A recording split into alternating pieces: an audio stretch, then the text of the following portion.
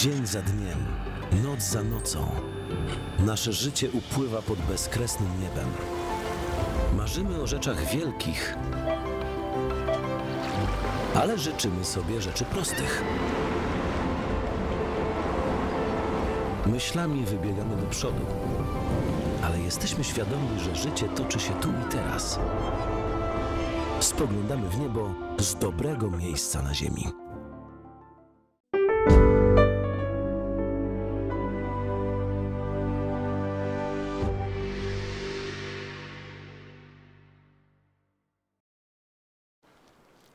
Kujawsko-Pomorska e-Szkoła, witajcie, witajcie. Rozpoczynamy kolejną lekcję angielskiego. Oczywiście zapraszamy serdecznie klasy drugie, LO. Jest już z nami pan profesor. Zaczynamy lekcję. Good morning, everybody. Today we are going to talk about crime and punishment, czyli zbrodnia i kara. First, let's talk about the word crime. Crime in English can mean actually three things. One is zbrodnia, so something really serious. Or it can mean przestępstwo, so something that can be serious or less serious, you know, because there are different types of crime.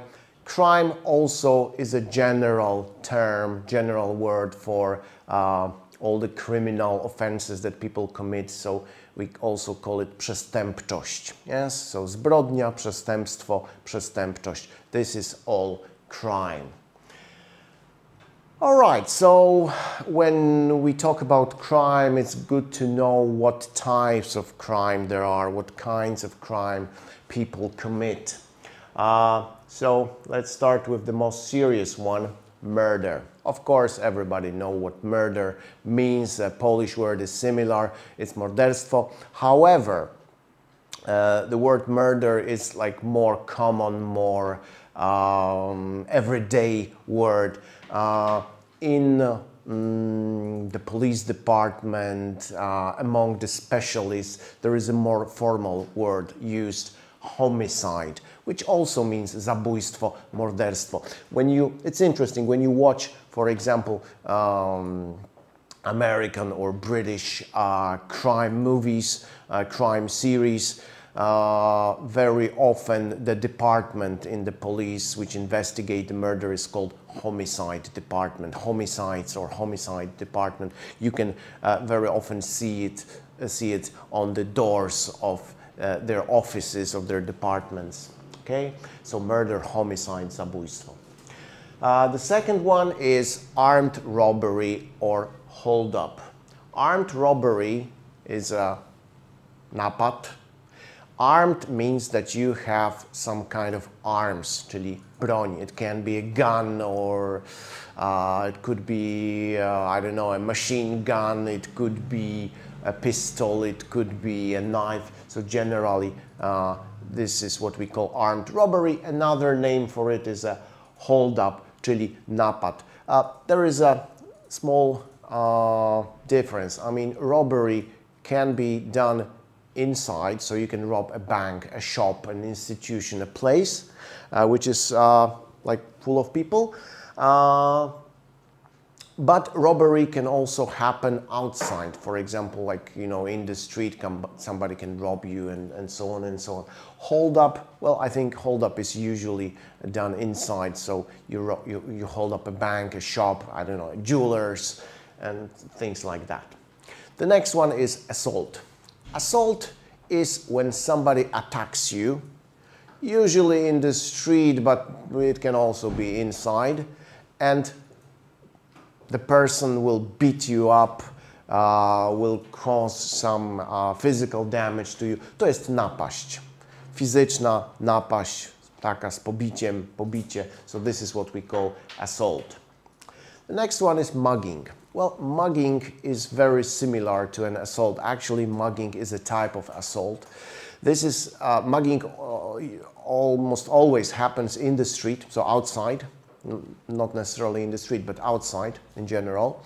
And usually it means that somebody beats you up and robs you, or this person threatens, czyli grozi, threatens to beat you up and robs you, takes some money from you. Jest to napaść taka na ulicy, rabunek uliczny. This is what we call mugging. It's usually with some violence, so usually the victim can be beaten up or at least there is a threat of violence, czyli groźba użycia przemocy. The next word is manslaughter. It is a strange word indeed. Why? Because slaughter in English means rzeź. So that would suggest that it's something really brutal, something really gruesome, you know, something terrible.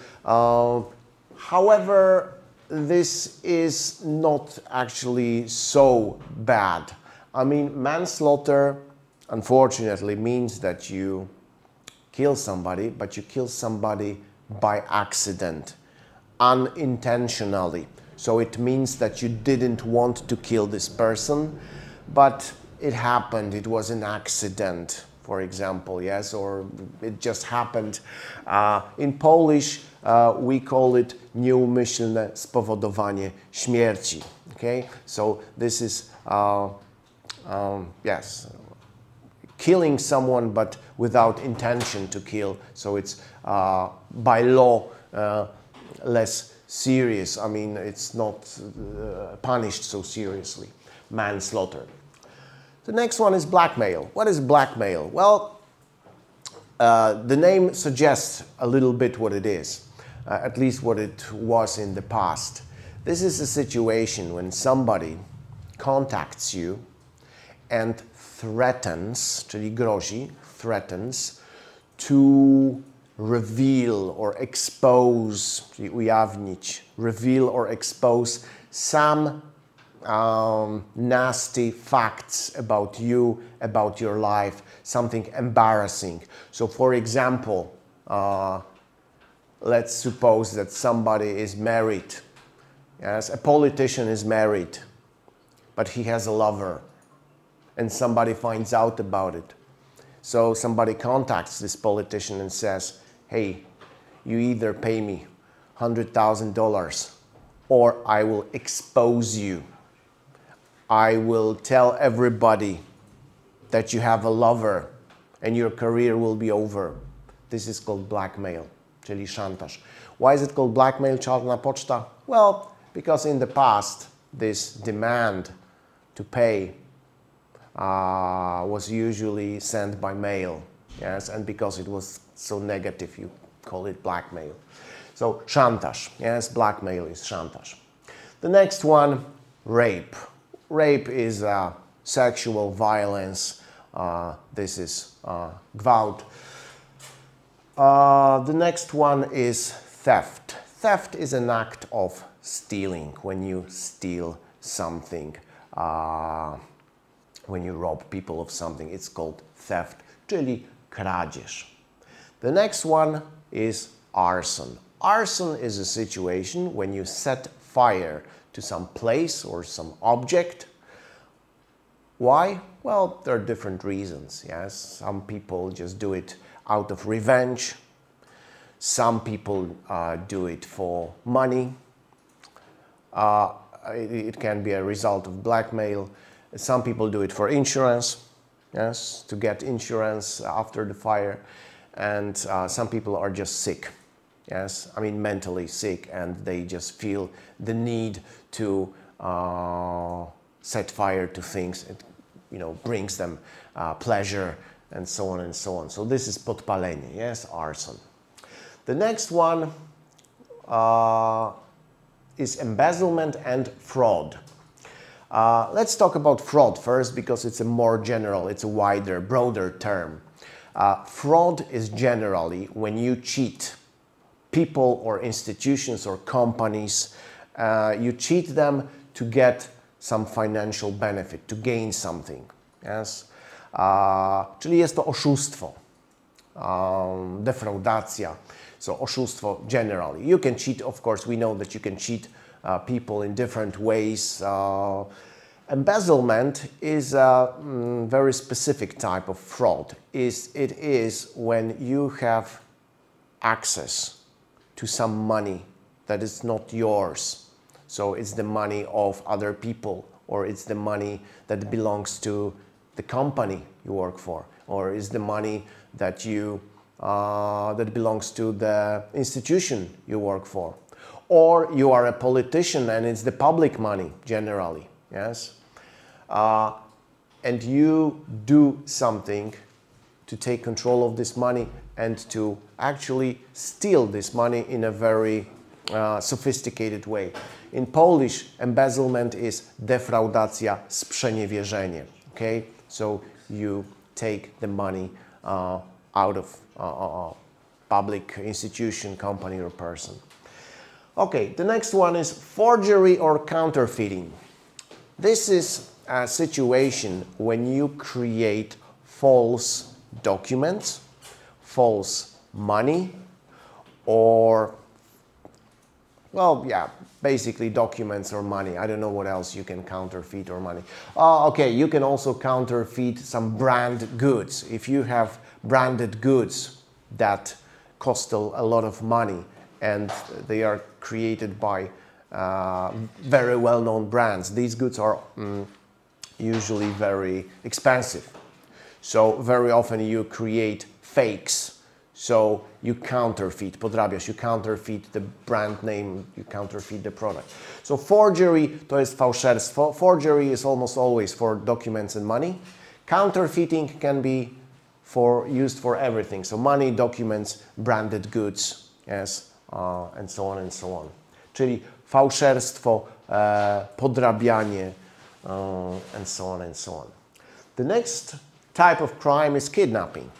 Kidnapping is when you take control of another person and you hold this person in some place, usually closed, and this person is like your prisoner. And then, why do you do this? Well, usually, not always, but usually people do it for ransom. What is ransom? Ransom is the money that you demand, that you want to get in exchange for this person's freedom. So you say, okay, if you don't pay me the ransom, okup, I will kill this person. You will never see him or her again. Okay? So kidnapping to jest porwanie, and ransom to jest okup, is the money that you, that the family, for example, has to pay for the freedom of this person. Of course, kidnapping is not only for the money. Sometimes kidnapping could be for other reasons, like, for example, for sexual reasons, you know, or it could be out of some kind of revenge, or some people are just mentally sick and they do it, you know. Just one thing, because there is a word kid in the word kidnapping, don't be mistaken, don't get confused. It doesn't mean that you take only children. It can be for everybody. Yes, everybody can be kidnapped, children, adults. So kidnapping is not just for kids. Assassination. Assassination is a murder, usually, or almost always, of a famous person, a politician, a celebrity, a businessman, somebody like that. And assassination is usually almost always done in secret. So it's not like, you know, an open thing. It's usually, you know, prepared in secret, and it's kind of secret thing. And it's usually for political reasons or for revenge or something like that. But the victim always has to be a famous person, as I said, a celebrity, politician, some rich guy, somebody important, and the crime must be famous. So when there is an assassination, it becomes public, people talk about this, you know, it's usually a huge thing, a big deal. Czyli jest to takie właśnie zabójstwo najczęściej w zamachu na kogoś. Hijacking. Hijacking is a situation when somebody takes control of a vehicle or an aircraft. So for example, somebody can take control of a plane. This is the most common type of hijacking. You know, terrorists take control of a plane. It could be also a ship, it could be a bus. Theoretically, it could also be a train. It's more difficult, it's rare. I don't know if it has ever happened in reality, but yeah, this is when you take control of it, and you usually either want to steal what's inside this vehicle. So for example, I don't know, it's a truck full of goods, a plane full of, I don't know, goods or gold or something, or it's for terrorist reasons. Yes, like in New York, the 9/11, you know, 5 planes were hijacked for terrorist reasons to cause the destruction. And the last one is bribery. Bribery, it's very common among politicians, also among, you know, some business people. It's when you give a person who has some power, some control, you give this person money illegally to give some benefits to you, to make a decision which is good for you. Okay, so it's just paying somebody illegally for something or for doing something that this person should not really do. Czyli łapówkarstwo, wręczanie łapówek. It's bribery. All right, now we've talked about types of crime. Now let's talk about people involved in these crimes. Generally, a person who commits a crime is called a criminal. Or, and I have just remembered that, so I will put this on the board, it can also, such person can also be called an offender. Yes, an offender. So both words mean przestępca, yes, the criminal or an offender. Now, the person who actually committed this particular crime, in this particular case, is called either a culprit, winowajca, sprawca, winowajca, dokładnie winowajca. The word culprit comes from, you know, the Latin word culpa, mea culpa, moja wina, so culpa is wina, so culprit is the one who's guilty of the crime, czyli winowajca. Perpetrator means the same thing, it's the person who committed the crime, sprawca. Very often, especially in the movie, you can hear the short form, the perp. They call it the perp, which is the perpetrator. Killer or murderer, I think that's obvious. Zabójca, morderca, we know what it means. Robber, rabuś, mugger. Well, there isn't really a separate specific word in it in Polish. It's also rabuś, napastnik, somebody who robs you in the street outside is called a mugger. Napastnik, rabuś. In English, there are 2 separate words. Robber is usually somebody who robs a place. Yes, as I said, a shop, a bank, an institution. And mugger is somebody who robs individual people in the street using violence. A thief, so somebody who steals, złodziej. That's a common word, so I'm sure you know it. Assailant. We talked about an assault, czyli napaść. Assailant is somebody who commits an assault, czyli napastnik. It's the guy, the person who you know, attacks you, beats you up. This is an assailant, tak? Czyli napastnik, taki, który nas napadł, pobił, zaatakował i tak dalej. A rapist is somebody who commits rape. The next 5 words actually mean more or less the same things. Conman, oszust. Con to jest generalnie przekręt, oszustwo w angielskim, conman. Fraud, oszust. Fraudster also means the same. Crook, cheater. All these words mean oszust. Yes, somebody who cheated. Forger or counterfeiter. These are people who forge documents, who create false documents, money or goods. Yes, czyli fałszerz. Thief, we have already had that. I don't know why we have it again. Kidnapper, somebody who kidnaps another person, usually for ransom or for terrorist reason. So porywacz, porywacz osób, dokładnie. Hijacker, that's somebody who takes control of a vehicle or aircraft, plane, train, ship. Czyli również porywacz, ale porywacz środków transportu. Po polsku używamy tego samego słowa na kidnapper i hijacker. I to jest porywacz, i to jest porywacz. But it really means two different things. Yes, hijacker hijacks planes, ships, and so on. Blackmailer, somebody who blackmails us, who, you know, contacts us and says that he will reveal some nasty truth about us unless we pay them. Arsonist is the guy who sets fire to objects and things.